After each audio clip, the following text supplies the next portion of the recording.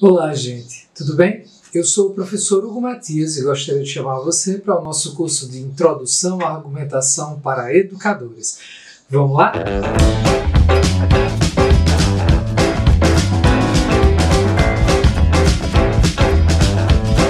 Olá, gente, tudo bem? Estamos aqui para mais uma aula. Nesta aula, a gente ainda vai falar sobre uma definição de argumentação e também discutir alguns termos ligados a isso, como numa aula anterior, que eu vou deixar aqui no card, caso alguém ainda não tenha assistido.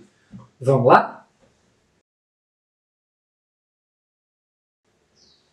Gente, na aula anterior nós definimos o argumento a partir do que nós chamamos de teoria lógica. E segundo essa perspectiva, a ênfase está no aspecto semântico da relação entre as diversas proposições que compõem um raciocínio, né? Nós vimos que existe, dentro desse raciocínio, é possível a gente fazer uma avaliação da verdade ou falsidade de cada uma das proposições que o compõem, as premissas e as conclusões, assim como é possível fazer uma análise da validade desse raciocínio, ou seja, se a estrutura das relações entre premissas e conclusões, ela está em conformidade com as regras conhecidas da lógica.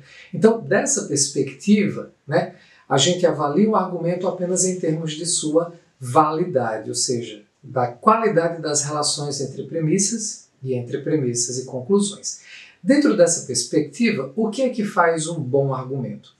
Um bom argumento, é claro, ele precisa ser válido, mas ele precisa ser formalmente válido. O que isso significa? Que ele tem que estar de acordo com as regras da correção de raciocínio, tal como conhecidas, estabelecidas pela ciência lógica, que é uma ciência descritiva e normativa.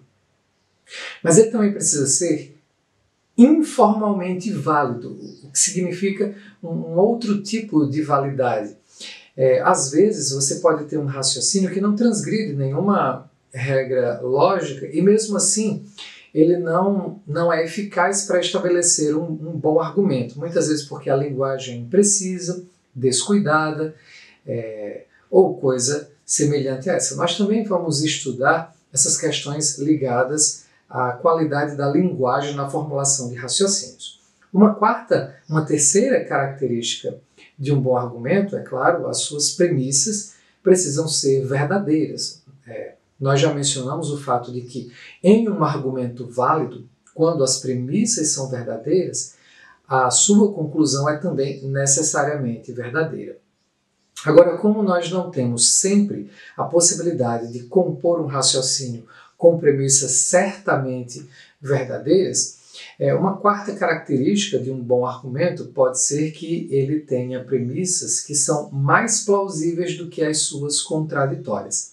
Isso significa a possibilidade de a gente apresentar um raciocínio, um argumento sólido, um bom argumento, um argumento que tenha uma estrutura eficaz.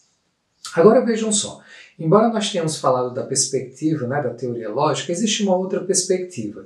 E aí eu queria trazer mais uma vez a ideia do Irving Cope, em seu livro de Introdução à Lógica. Ele diz que quando a gente diz que a lógica ela se refere ao estudo da correção do raciocínio, principalmente pelo critério da validade, ele precisa estabelecer com isso que o argumento ele não se refere nessa perspectiva a preferências, a comportamentos, ele não se refere a fenômenos subjetivos, ele se refere apenas, única e exclusivamente a uma avaliação formal do processo de inferência. Então eu vou citar aqui, mais uma vez o livro dele, 3 exemplos pelos quais a gente pode contrastar o que é um argumento dentro da teoria lógica e o que não é um argumento. Então, o primeiro raciocínio que ele nos apresenta, em que não há um argumento, é assim: os sinônimos são bons servos, mas péssimos amos. Portanto, escolham-nos com cuidado. Note que a última sentença ela não é uma proposição. Uma proposição é uma sentença da qual eu posso dizer que é verdadeira ou falsa. Quando eu dou uma ordem, uma sentença formulada imperativamente, ela não pode ser verdadeira ou falsa. Então, não se trata aí de um argumento, uma vez que ele se compõe de proposições. Um segundo exemplo.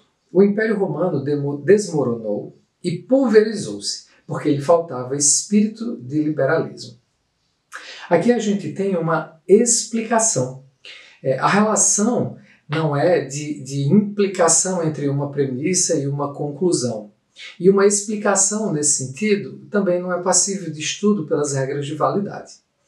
Para a gente ter um bom contraste, então agora um raciocínio em que nós encontramos de fato um argumento. Segundo Coppi, nenhum sistema pode existir metade matéria e metade antimatéria, porque as duas formas de matéria se aniquilam mutuamente. Então aqui eu tenho uma conclusão que é apresentada na primeira proposição e uma premissa que lhe dá a sustentação apresentada na segunda proposição. O que é interessante é que no dia a dia a gente reconhece os dois primeiros raciocínios como sendo argumentos. E o que nos ajuda a entender isso é uma outra perspectiva pela qual a gente pode pensar a argumentação, que é a perspectiva da pragmática lógica. Antes vimos a teoria lógica, agora estamos pensando na pragmática lógica. É uma outra maneira de pensarmos a argumentação. Essa perspectiva da pragmática lógica, ela enfatiza o uso real, concreto, prático, o uso contextualizado e eficaz dos mesmos conjuntos de proposições, mas também de sentenças que não são necessariamente proposições, mas principalmente com vistas a alcançar uma certa diversidade de objetivos, sempre em situações de diálogos. A isso, dentro dessa perspectiva da pragmática lógica, nós podemos chamar, sim, argumentos. Então, você precisa ponderar o seguinte para entender a perspectiva da pragmática.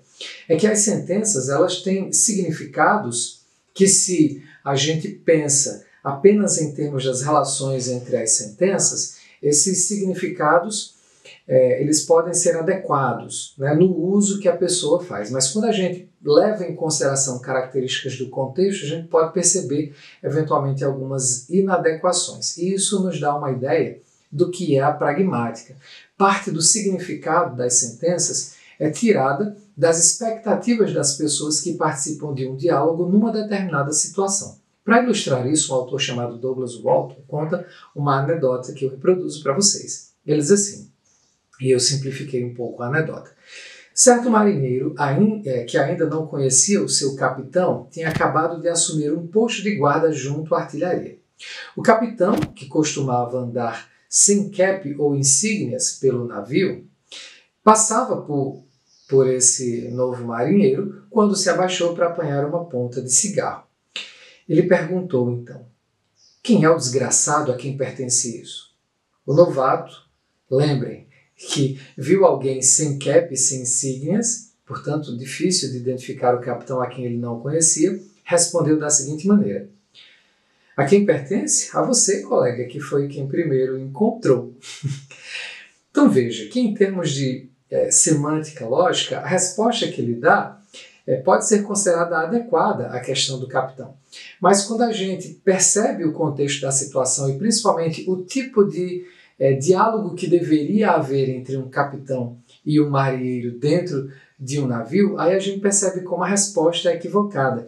Ele supôs que a pergunta de quem ele não conhecia ser o capitão era a quem pertence naquele momento. Não havia outro dono à vista, então quem o encontrou, a esse pertence. Mas o que o capitão perguntava era quem foi a pessoa que teve a infeliz ideia e o infeliz comportamento de soltar aquela ponta de cigarro ali. A questão era completamente outra. Então, a gente consegue perceber o que seria uma resposta adequada pelo contexto da situação, com elementos, né, da vida prática e da situação real. Então, os diálogos argumentativos eles têm certas características. Né? Diferentes situações têm diferentes regras e nem sempre elas são claras para todas as pessoas que participam. E os argumentos, no mundo real, eles ocorrem em linguagem natural, não em linguagem precisa, que é buscada no âmbito da lógica formal. E os argumentos nas situações envolvem uma grande diversidade de objetivos argumentativos. O primeiro deles, obviamente, é convencer, quando a gente tenta oferecer justificação epistêmica para uma crença. Ou seja, a gente estabelece uma posição e estabelece eventualmente que essa posição é melhor do que a outra em função dos argumentos que a gente apresenta em favor dessa posição. Então, a ideia é ser justificado no campo do conhecimento, da crença, a justificação epistêmica. Para isso são necessários bons argumentos. Geralmente a expectativa é essa. E mesmo assim, na vida do dia a dia, as pessoas podem simplesmente rejeitar bons argumentos, ou porque não compreendem, ou porque são teimosos. Isso não ocorre dentro da perspectiva lógica, em que você dá atenção técnica ao aspecto formal dos argumentos. Um outro propósito é persuadir as pessoas. E aí nós temos a situação em que oferecemos motivos para um certo curso de ação. Nesse caso, muitas vezes nem são necessários bons argumentos. Maus argumentos podem servir para levar alguém a fazer algo. Mesmo a pessoa que apresenta os argumentos pode não estar convencido deles e apresentá-los com o fim de persuadir. E a pessoa que ouve também, mesmo sem estar convencida, pode aceitar esses argumentos como motivos para um certo curso de ação. Nesse caso, persuadir frequentemente envolve ordens, mandamentos, pedidos e coisas assim. Mais uma vez, gente, eu espero que tenham gostado da aula, espero que tenham entendido. Se gostaram, não esqueçam de deixar o like. Valeu e até mais.